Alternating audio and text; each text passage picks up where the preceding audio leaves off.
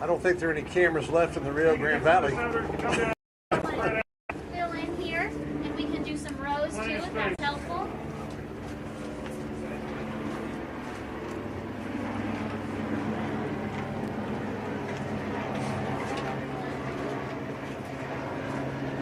right, looks like that's everyone. Senator, right ahead.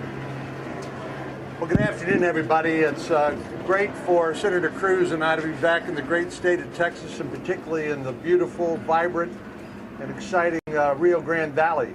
We, of course, come here often and value the friendships and the work that we get a chance to do together on a bipartisan basis. Of course, what brings us here now is this immediate humanitarian crisis. The Border Patrol and Health and Human Services, all the government officials tell us they are doing the best they can, but they're being overwhelmed by sheer numbers. And the smugglers and the cartels are doing this on purpose because they know getting paid by the head for as many people as they can get into the country, covering Border Patrol up with children to take care of, taking them off the front line presents an opportunity for them to smuggle drugs, methamphetamine, heroin, and fentanyl into the United States.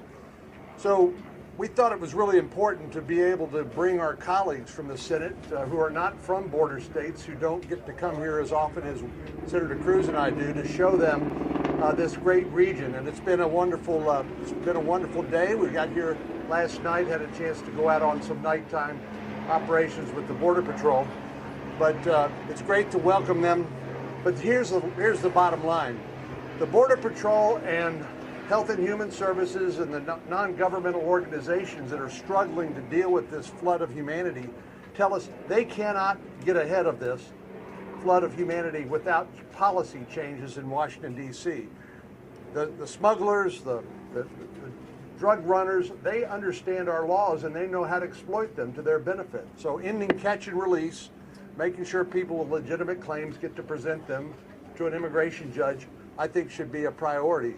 And then perhaps we can begin to look at other parts of our broken immigration system. But I'm very proud of the fact that we had such an enthusiastic turnout among all these great colleagues in the United States Senate. I'm glad they're here.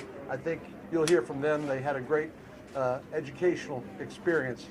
Let me turn it over to my colleague and friend, Senator Cruz. Thank you, John. It is great to be back in the Rio Grande Valley. It is terrific that John and I were able to bring 18 senators down to Texas, down to the Valley, to see firsthand the crisis that is unfolding here.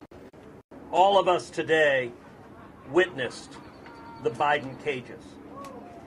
What is occurring here on the border is heartbreaking, and it is a tragedy.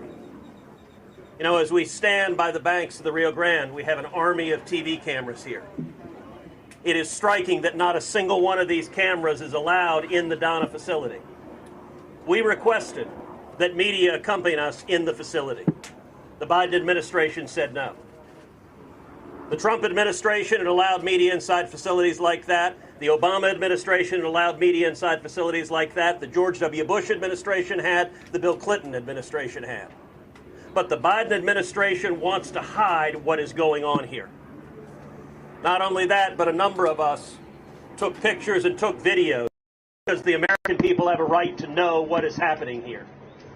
And the Biden administration sent down political handlers to try to keep silent, to try to keep the American people not knowing what's going on. The Donna facility is a giant tent city built with a capacity of 250. It has nearly 4,000 people in it. We saw cages after cages after cages of little girls, of little boys, lying side by side, touching each other, covered with reflective emergency blankets. There was no 6-foot space. There was no 3-foot space. There wasn't a 3-inch space between the children lined up one after the other after the other. And children as young as infants. We saw playpens with infants and toddlers playing. We also saw a group of children who just today tested positive for COVID-19. The Donna facility alone reports roughly 10% of the individuals being held there are testing positive for COVID-19.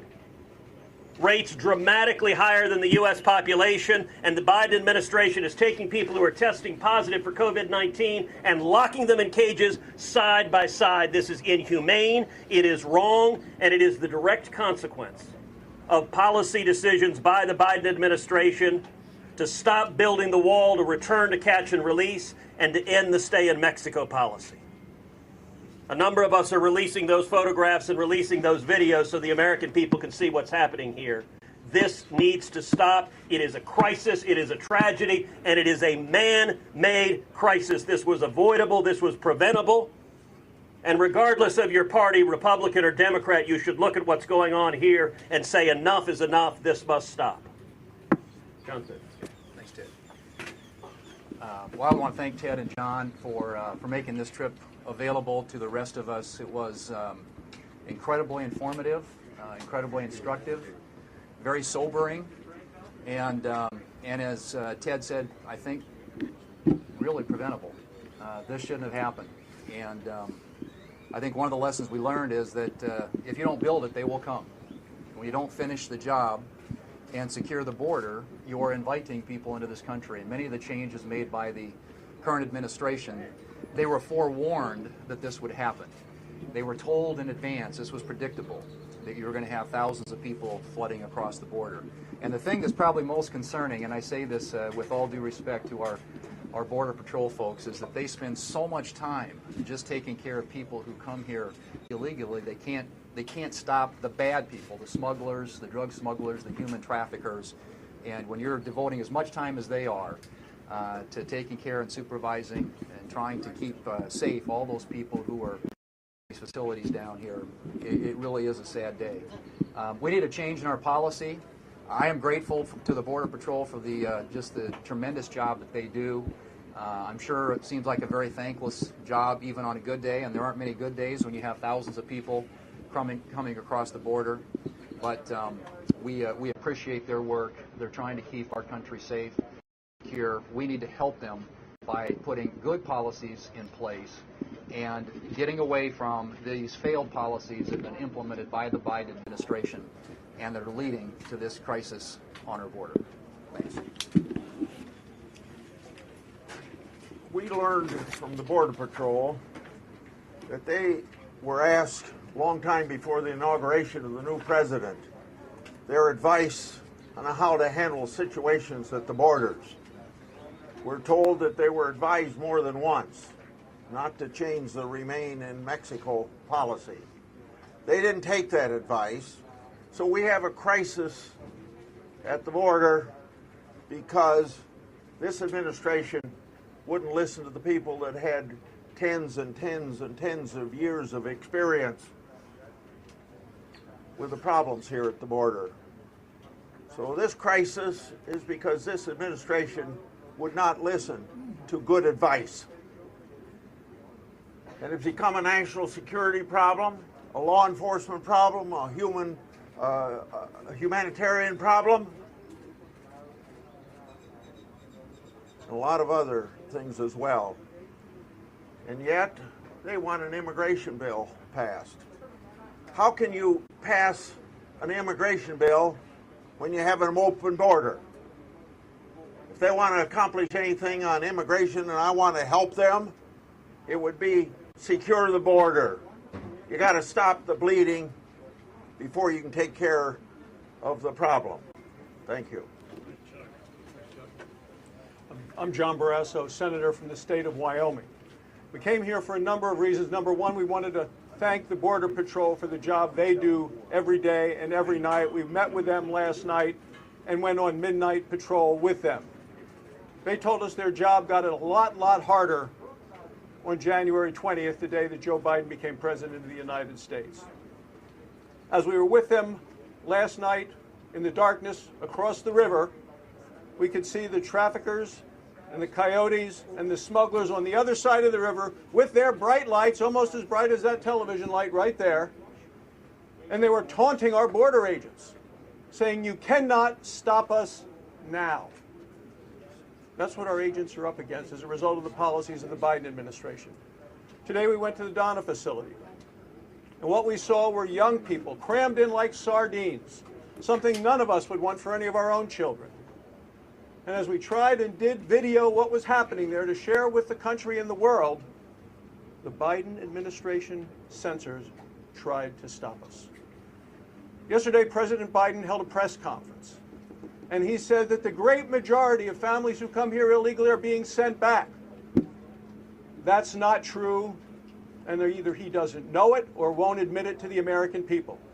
The Border Patrol will tell you it's not true. The senators who are here today will tell you it's not true. The men and women in the field will tell you it's not true. It's time to let the press in to see what is happening and the tragedy that this administration has brought on to our nation.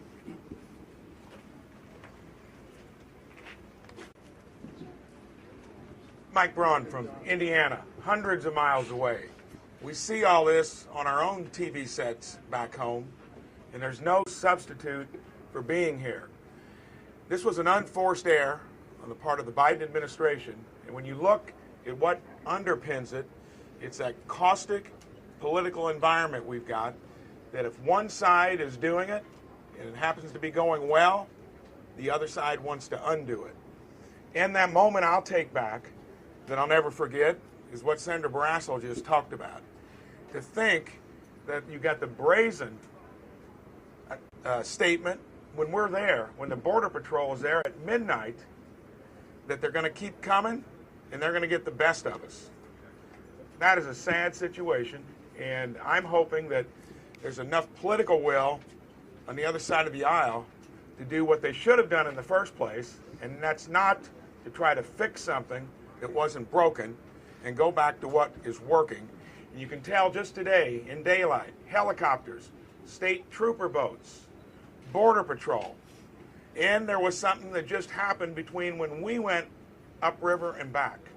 That's how tough it is. I'm Dan Sullivan from the great state of Alaska. I am literally thousands of miles from home. But this is important to my state for a whole host of reasons. The number one thing I've taken out of this trip, and I want to thank Ted Cruz and John Cornyn again, is the President of the United States and the Vice President of the United States need to do what we just did. They need to come down here, they need to listen, and they need to learn. Here's what I've learned. We have an upside-down border policy in America. What do I mean? We have open borders on the southern border. There's no doubt. And by the way, the people coming in who are released immediately almost, they're not tested at all. Open borders, no testing for COVID. For the southern border. For the northern border, we have closed borders. My state is facing an economic catastrophe, the great state of Alaska. People want to come travel there even after being vaccinated, and we have that border closed. What we need is the opposite. A closed border here for the time being and an open border on the northern border. That's what the President and Vice President will learn if they come down here like we did and learn from the people. Ted and John, this is the most informative trip I've ever taken, and that's saying a lot. Why are 18 senators here? Because it's the biggest issue facing the country in many ways right now. So what have I learned? They knew. If the Trump administration had been told something and they did the opposite and it blew up in their face, everybody would be asking the Trump administration, what did you know and when did you know it? So I'm going to help you here with your reporting. Mr. Hastings, who's a 2-star Border Patrol leader, told us that he briefed transition members of the Biden administration as to what would happen if you do away with the Remain in Mexico policy. He told us they briefed the Biden administration what would happen if you changed the Title 42 laws to allow unaccompanied children to come here and not be sent back home. Everything they said would happen happened. So if you don't do it, I'm going to do it. I'm going to find out who he talked to and memorialize that conversation and hold them accountable, because they knew, and when they say this is Trump problem, they're lying. This is a problem of their own making. What else have I learned? That Joe Biden, the president, made the problem worse yesterday. This was a nightmare press conference. He told everybody, don't worry, we got crowded facilities. We're going to build 5,000 more beds in Texas at a military base. So how does that play in Central America? They're going to expand the number of people they can take. He said when a child has a phone number on their wrist, we're going to call the family member and unite that family. This is uniting illegal immigration. So the last thing I learned is that we're complicit as a nation in human trafficking. What did we learn last night? There's a trail on our side of the border with markers placed by the federal government to show illegal immigrants where to go. That we're transporting people who pay to get here the last mile with your taxpayer dollar. It's costing about $800 a day per child. If we don't change the pull factors, go back to the Remain in Mexico policy where they can't apply for asylum here, send the unaccompanied minor children back to their home country, there will be 250,000 people a month coming.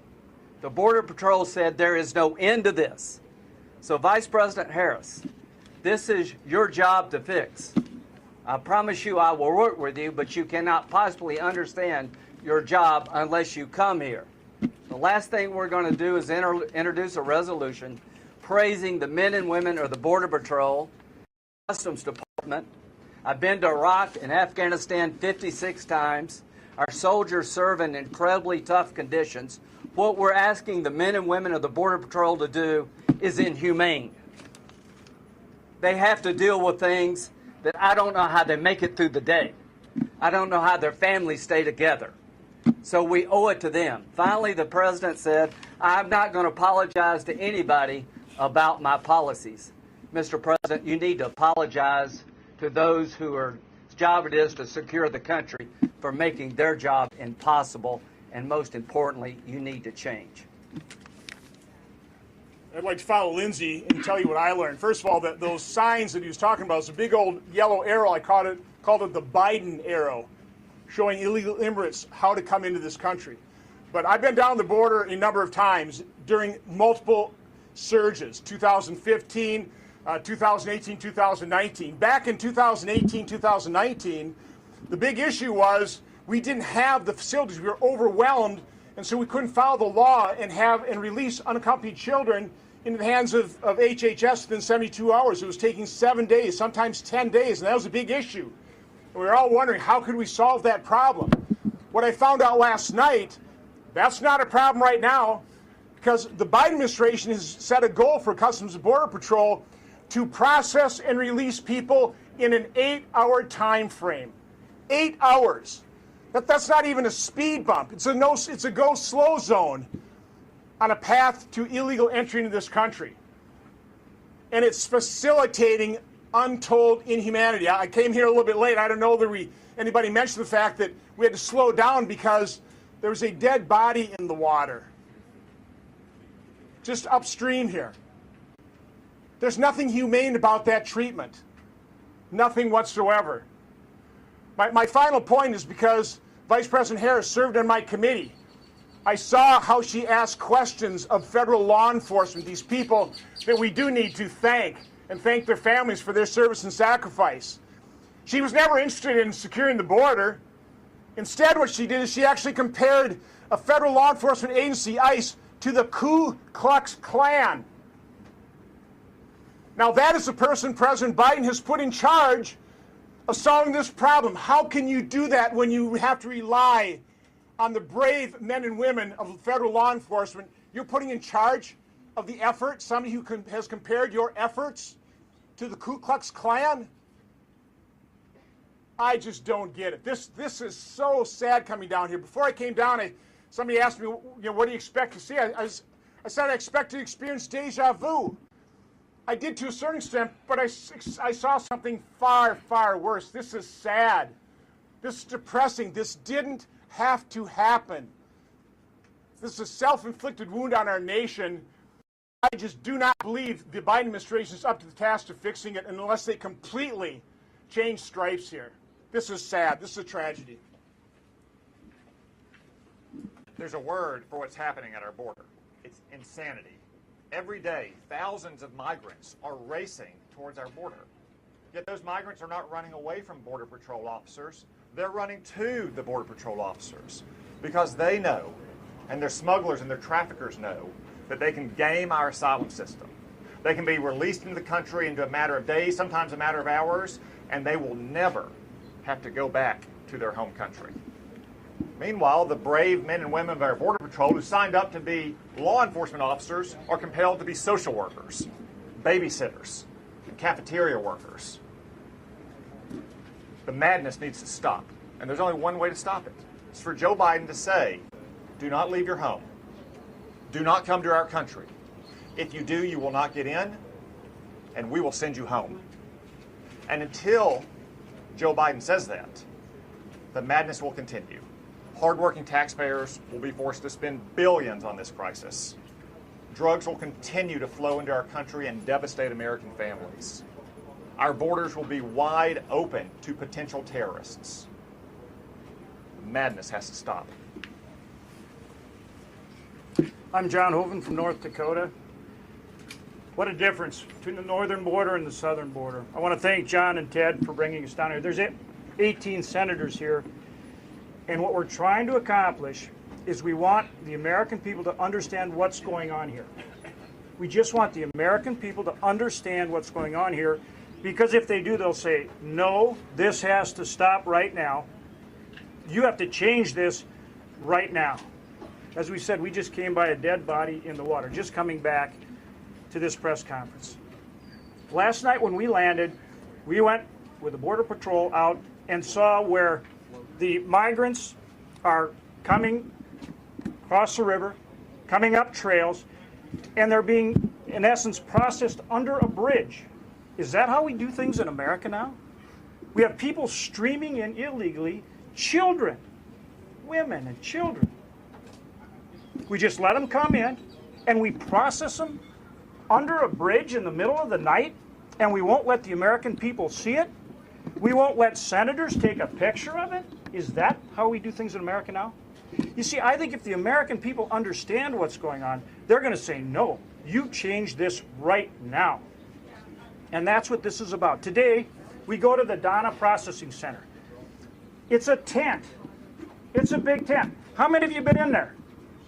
I guess not, right? Well, we're in there today. And why aren't you in there? What's going on? It's a big tent with COVID protocols. They're supposed to have a maximum of 250 people in there. 250 with COVID protocols. Without COVID protocols, a maximum of 1,000 people. How many are in there today? 4,200. And in this sector alone, 3,000 people a day are coming across every single day. We asked the Customs and Border Protection, the Border Patrol professionals, what do you need to stop this so you can get on top of it, so you can do your job?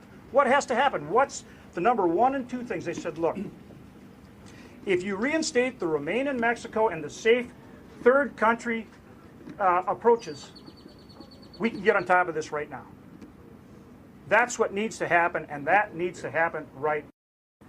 And then, as Senator Grassley said, and others have said, then let's figure out how we do address immigration in an intelligent and a humane way. But it starts with the American people understanding what's going on right now and us changing it. Thank you. I'm Cindy Hyde-Smith from Mississippi, and the men you see behind me, they're here to help us solve a problem. I'm here to help us solve a problem.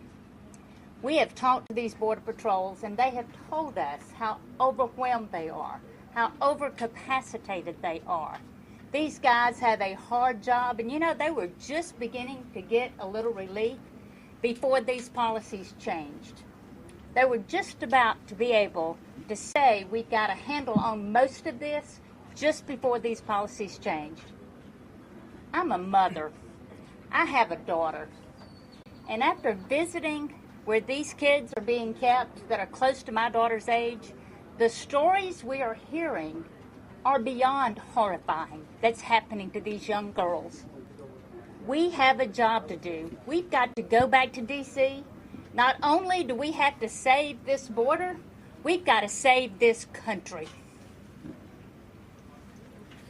Tom Tillis from North Carolina. A lot of my colleagues have covered the tragedy here. Can you imagine how any president or vice president, given the facts that we presented here, and these are facts, ladies and gentlemen, you can go out to our websites, and I hope that you will, and share this information with the American people. 2-year-old and 3-year-old children sitting alone at a bench unaccompanied. They called them playpens, but they were actually holding areas for little babies. I've got pictures. My colleagues have pictures. Go out there, report to the American people, and maybe the president will take notice. And the next time Vice President Harris is asked if she's coming to the border, instead of laughing and saying, not today, get down here, get informed, and recognize you've got a crisis and it's on you to fix it. And we stand ready to help. My name is Lee. I'm a senator from Utah. I'm about 1,500 miles from home. But in a sense, I feel at home here. I spent 2 years living here as a young man in the early 1990s. I learned to love the Rio Grande Valley as if it were my own home, but in many ways, my heart is still here.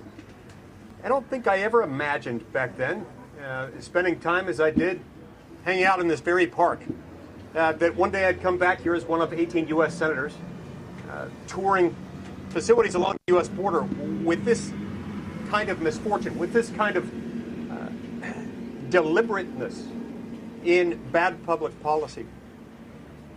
We're a nation of laws. We're a nation of immigrants. We need to be both. We don't have to choose between one and the other. In fact, we know from sad experience that if we cease to be either, we will cease to be both.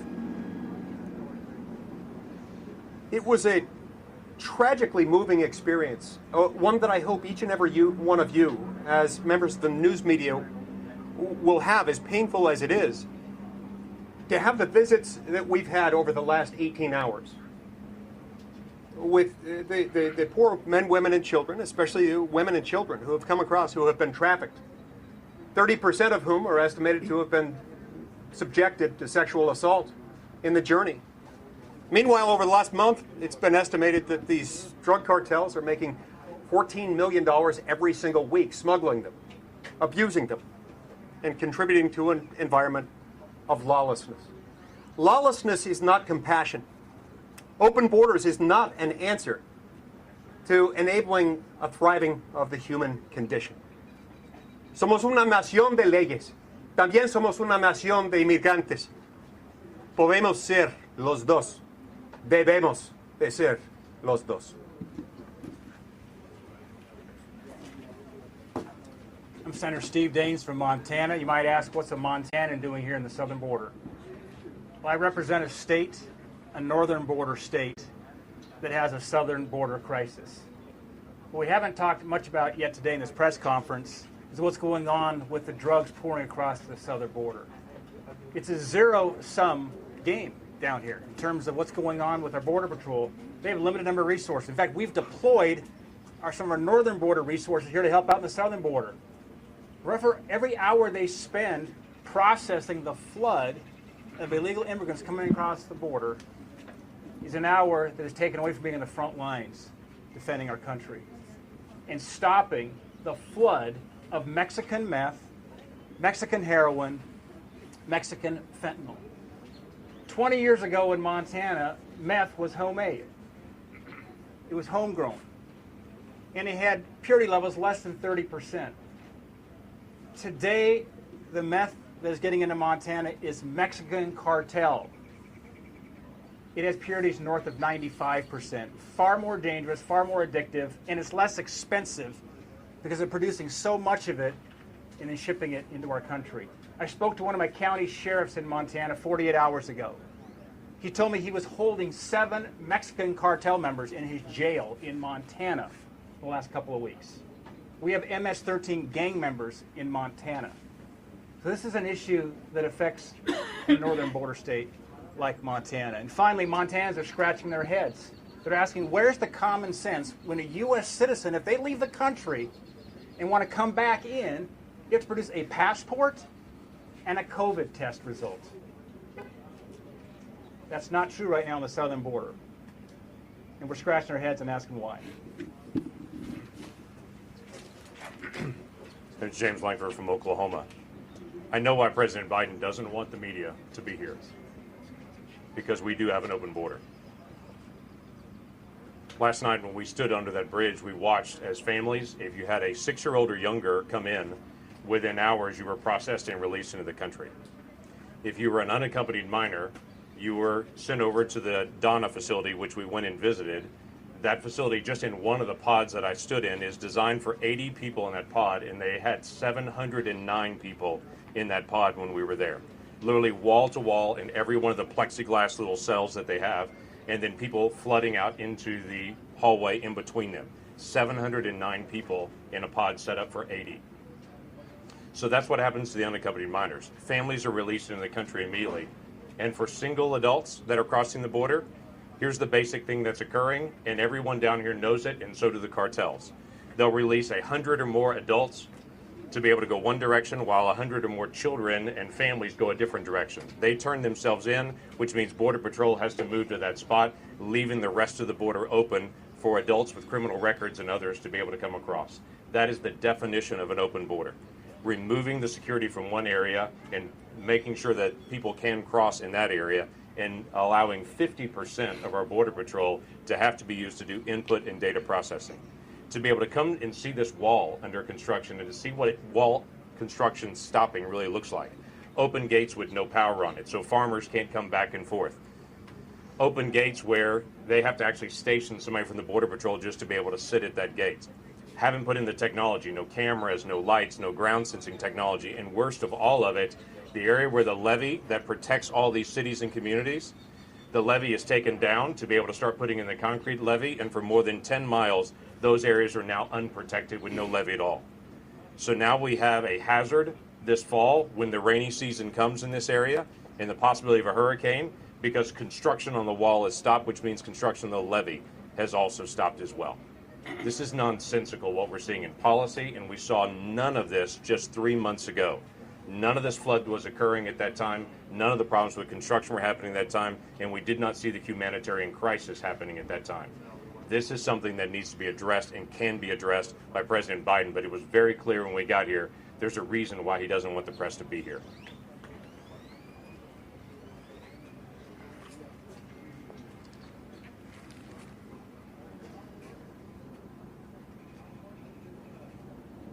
I'm sorry that they won't allow you to see what we saw. I'm not sure there are words in English to describe it. If you talk to the Border Patrol agents, those women and men will tell you that what President Biden is doing is bone deep down to the marrow stupid. They want to go back to the border practices and the border security that existed on the day that President Biden was inaugurated. Now, President Biden and Vice President Harris need to come down here. I don't mean any disrespect, and I'm not trying to tell them how to do their jobs, but they need to come down here. Because it became clear to me today that there are either one or two things going on here. Either President Biden believes in open borders. You do, after all, have to watch what politicians do, not what they say. Or the people that President Biden has put in charge to make border security policy are not qualified to manage a food truck.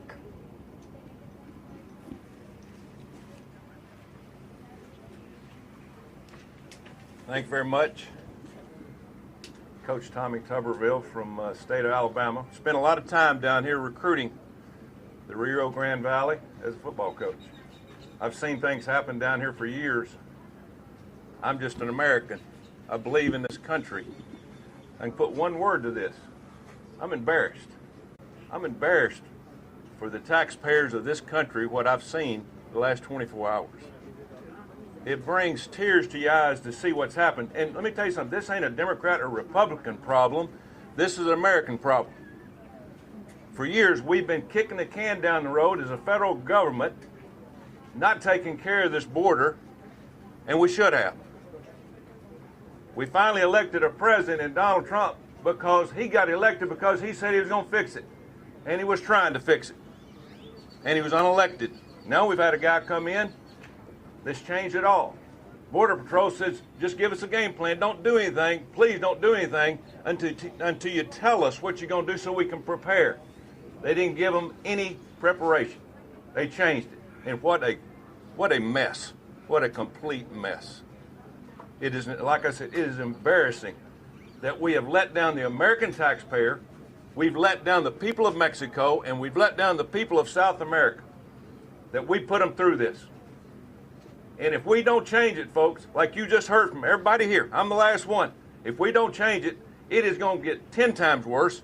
You're going to have thousands of people die, and you're going to ruin a country that was built on loyalty, dedication, and compassion. But this country ain't strong enough to withstand what's getting ready to happen. They need to let y'all in so you can report it. And I hope to God y'all report what you see if they let you in. Thank you very much. Hell of a job, Pepperfield. All right, we'll take a couple of questions. Good afternoon. So I do have some data here. If I can just very quickly go over it, I'm not going to go over everything. But in fiscal year 2019 in May, the Southwest border migration apprehensions, according to Customs and Border Protection, were more than 144,000. Again, that's fiscal year 2019, and I do have it pulled up right here. That's exponentially higher than fiscal year 2014, 15, and so on. So my question is was it a crisis in 2019, and is there truly one solution? So it was a crisis in 2019, and President Trump tried very hard to solve it. He tried to work with Congress. He tried to work in a bipartisan manner. A number of us here were working very closely with President Trump to solve it. There was a court decision called the Flores decision that was mandating the release of children and family units, which was in turn serving as a magnet for bringing more and more children, putting them in harm's way, causing them to be abused, sexually abused, and physically abused by human traffickers. And President Trump tried to work with Congress to fix it, and congressional Democrats had zero interest in fixing it. They said they would not work to do anything.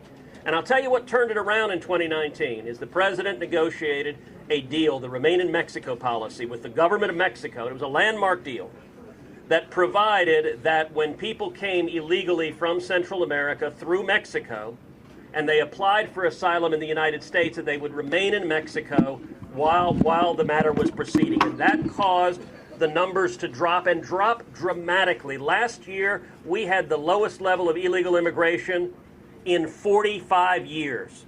It worked. The policies were working. And what did Joe Biden do? He came in and immediately tore up this international agreement with the government of Mexico.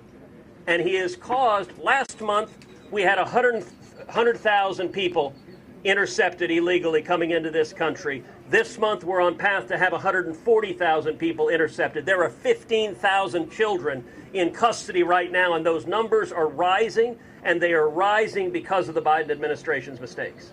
We got time for two more questions. Sir, for decades, Republicans have blocked any effort at meaningful, comprehensive reform on immigration for decades, all of you. People aren't going to want to stop coming to this country. They clearly do. Quite rightly, everyone here is proud that America is a nation of immigrants. So what are you going to do to solve this challenge long term? Well, the premise of your question isn't right. We are a nation of immigrants. That is absolutely right. My father came to America from Cuba in 1957. He was 18 and he couldn't speak English. He had $100 in his underwear. We're a nation that is built by people coming here seeking freedom. And there's no nation on earth that is more generous, more welcoming to immigrants than the United States of America. But there's a right way to come. The right way to come is legally, following the rules, following the rule of law, coming here legally. The wrong way to come is putting children in the custody of human traffickers. These are vicious transnational criminals. As several folks told you, we just saw a dead body floating on the Rio Grande coming by of someone who died crossing, no doubt, with a trafficker. This is inhumane, what is going on, and the Democrats have made decisions, Joe Biden and the Biden administration have made decisions that are causing these people to suffer, and to do this in a pandemic is particularly irresponsible. In Harlingen, the illegal immigrants being released are testing positive for COVID-19 at a rate 7 times higher than the U.S. population.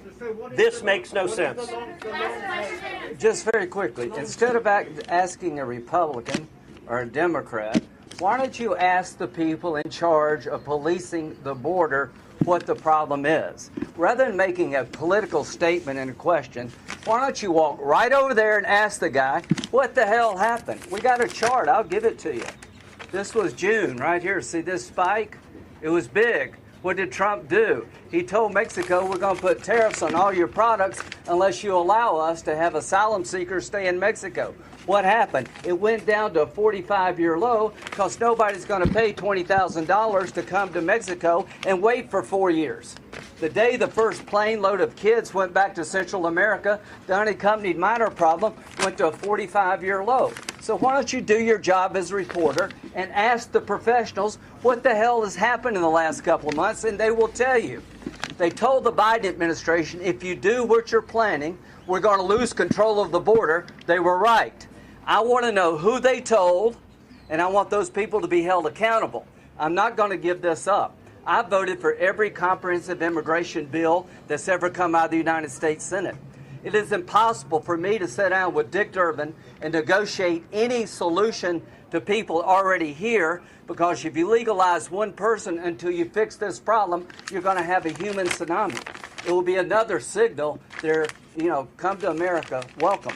Don't ask us, we're politicians. Ask these people over here what has happened, why have they lost control of the border, and they will tell you. Senator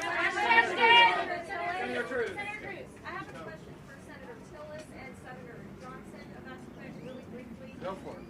Good. All right, Senator Johnson, Biden's transition team alleged the Trump admin delayed action on the migrant surge for months, even though it was warned about the problem from DHS and HHS. Johnson was the previous chair of the Senate Homeland Security Committee. Did he hear about this warning, and should Trump not assume some responsibility for the crisis? I missed the first part of your question. Sure. Biden's transition team alleged the Trump admin delayed action on the migrant surge for months, even though it was warned. So my question is, did he Lindsay, hear give me about my graph. Did he hear about this warning, and should Trump not assume some responsibility for the crisis? Why don't you ask the people who did the briefing? Yeah, so let me, first of all, I really don't even understand the premise of your question. I've been working on this chart for a couple of years. It shows cause and effect. I will send it to all of your offices. And again, the fact of the matter is yes, there was a huge surge for a number of reasons. Deferred action on childhood arrivals. You had the Flores reinterpretation where it applied to not only unaccompanied children, but accompanied children. There are a number of things that caused this crisis, and then President Trump and his administration fixed the problem. That's the point we're trying to make. And rather than following those policies where we basically had this under control so we could take the next step, we were controlling the border, we could finish the fence. We were so close to taking that first step of having secure borders so we could address comprehensive immigration reform. Instead, President Biden ignored the advice of professionals, blew up all of these reforms, and now we've got this crisis, which is far worse today than it was even in 2019. We've had a day of over 6,000 people. 6,000 people. That's more than a caravan. That's a large caravan per day. How do you handle that? Put yourself in the men and women's shoes here that have to deal with this. How do you handle 6,000 people a day? Come on, it's a crisis. Can you bring one of them to the podium? You keep referring to Hold up a second. You can finish. Hold up. Is it now time to pursue a more comprehensive? I know you're co-sponsoring the Secure and Protect Act. If you think we should do a more comprehensive immigration reform. Well, absolutely, but the table stakes are here. Exactly what Lindsay said. The reason that President Trump did have a crisis, to the first question asked, created by a court decision, he fixed it. What we've gone, we just had a meeting just last week with Democrat members. Lindsay and I were there and other members. And we said, if you want to talk about immigration reform, we're prepared to. We have a crisis at the border. We have to understand, again, listening to what the folks on the ground are telling us and making sure that we have policies that secure this border. You cannot possibly have a credible immigration reform proposal in Congress until you fix this crisis down here. Thank you. Thank you all. Thank you guys. Senator, hold on a sec. Senator Cruz and I are enormously grateful to all of our colleagues who came down here with us about 18 hours ago. And you've heard their remarks and answered your questions. Many of them have to catch an airplane to leave, but some of them may be able to hang around, so you might be able to catch them on a one-to-one basis. But thank you all for coming. Appreciate it. Thank you, press.